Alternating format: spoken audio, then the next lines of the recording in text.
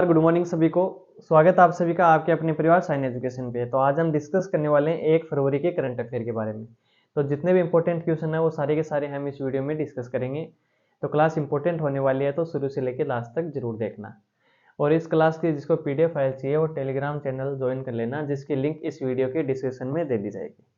तो देखो हमारे इंपॉर्टेंट क्वेश्चनों में सबसे पहला क्वेश्चन है, हाल ही में किसके द्वारा सर्वत्र multi Spain mobile bridging system विकसित किया गया?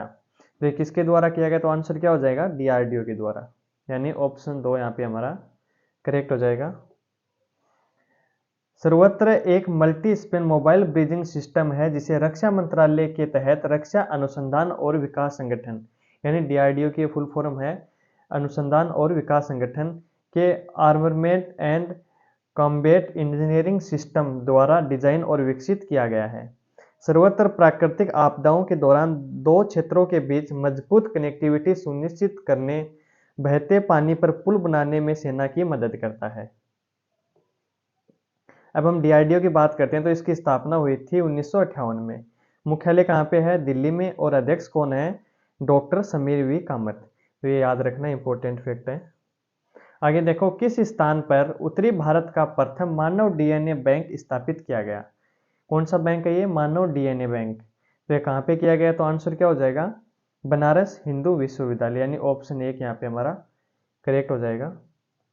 बनारस हिंदू विश्वविद्यालय में भारत का पहला मानव डीएनए बैंक बनाया जा रहा है। बीएचयू के जंतु विज्ञान विभाग के ज्ञानेश्वर लैब में 30 जनवरी 2024 को ऑटोमेटेड डीएनए एक्सट्रैक्टर मशीन लगाई गई। मानव डीएनए बैंक की स्थापना का मुख्य उद्देश्य इसके मदद से विभिन्न जातियों जनजातियों के करीब 50,000 नमूने एकत्रित करना है। इसमें कम से कम 5 साल का समय लगेगा। इसके अगले चरण में इन सैंपल का डीएनए डाटा भी उपलब्ध करवाया जा सकेगा। आगे देखो, भ्रष्टाचार धारणा सूचकांक 2023 में भारत को किस स्थान पे रखा गया? तो इसका आंसर क्या हो जाएगा? कौन से स्थान पे है भारत? तो 93वें स्थान पे, यानी ऑप्शन 4 यहाँ पे हमारा राइट हो जाएगा।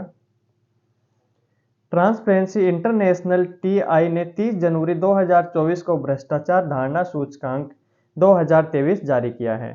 कब जारी किया गया? 30 जनवरी 2024 को। सीपीआई में भारत 8 स्थान नीचे फिसलकर 93वें स्थान पे आ गया, क्योंकि 2022 में भारत का स्थान था 85 हुआ। तो ये भी याद रखना।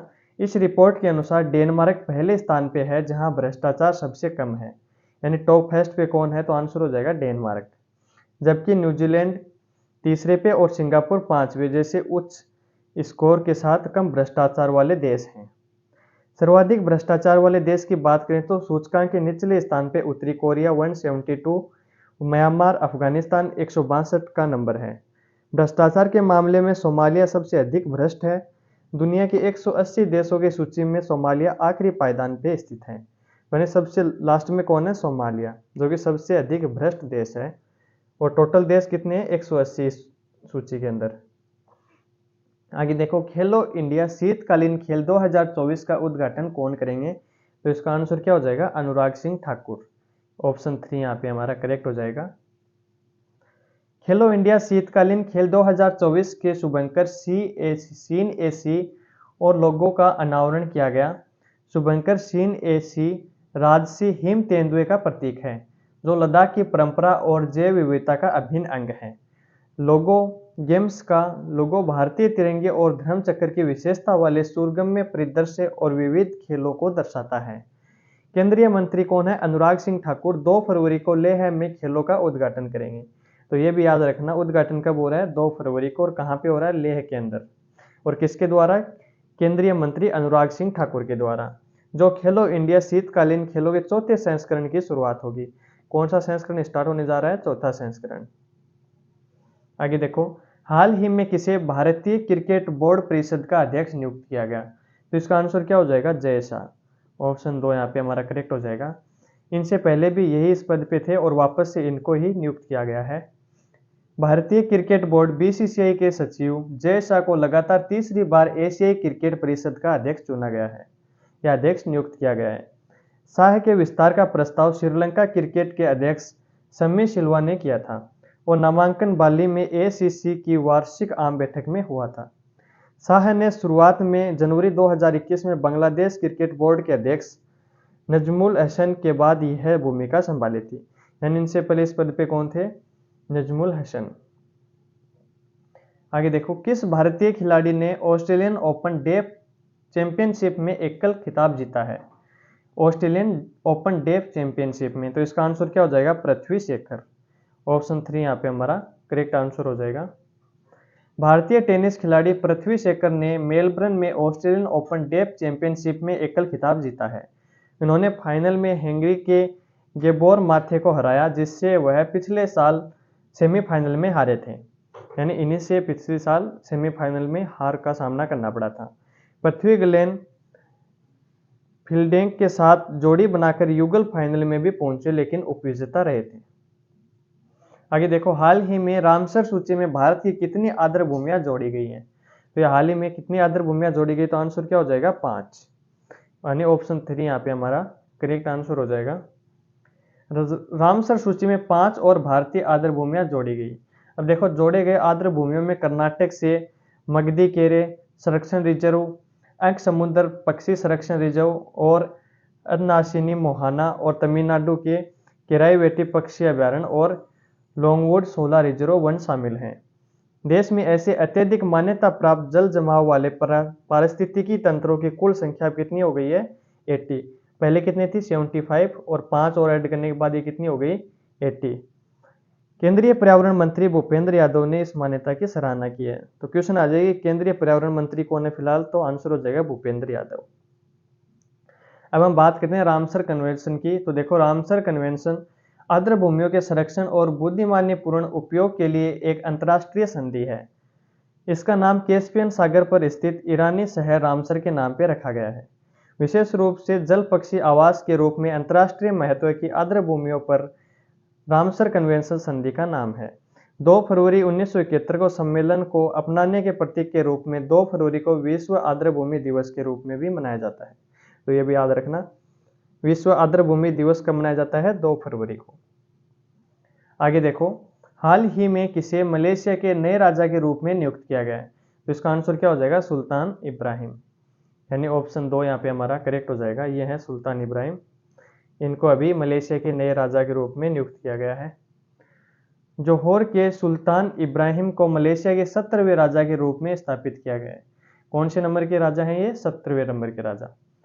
65 वर्षीय सुल्तान इब्राहिम अल सुल्तान अब्दुल्ला सुल्तान अहमद शाह के उत्तराधिकारी बने हैं, जिन्होंने राजा के रूप में अपना 5 साल का कार्यकाल पूर्ण किया है। यह अनूठी पहल प्रणाली हर 5 साल में 9 शाही परिवारों के बीच में राजत्व को घुमाती रहती है। आगे देखो, किस भारतीय कंपनी को दुबई में सौर ऊर्जा संयंत्र स्थापित करने का ऑर्डर मिला है? तो आंसर क्या हो जाएगा? Larsen and Toubro. यानी ऑप्शन 1 यहाँ पे हमारा करेक्ट हो जाएगा। लार्सन एंड टूब्रो को दुबई संयुक्त अरब अमीरात में सौर ऊर्जा संयंत्र के निर्माण के लिए एक महत्वपूर्ण परियोजना से सम्मानित किया गया।